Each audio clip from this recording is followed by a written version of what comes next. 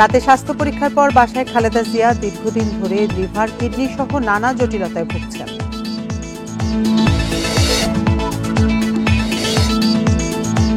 Roadmap ঘোষণায় খুশি BNP, জানান ফখরুল। প্রতিশ্রুতি ভঙ্গ করেছে সরকার, মন্তব্য এনসিপির।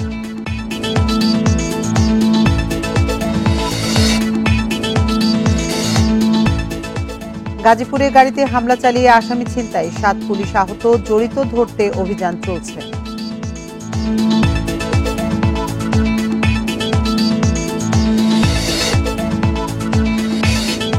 সরকারি মেডিকেল কলেজে শিক্ষক সংকট কাটাতে ৭,৫০০ সুপারনিউমারি পদ সৃষ্টি।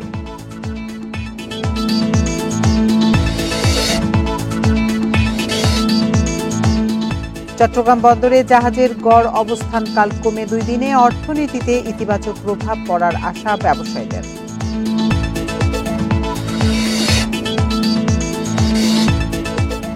ভরা মৌসুমেও মিলছে না কাঙ্ক্ষিত ইলিশ, ফিরছেন শূন্য হাতে, ঋণ পরিশোধ নিয়ে দুশ্চিন্তায় জেলেরা।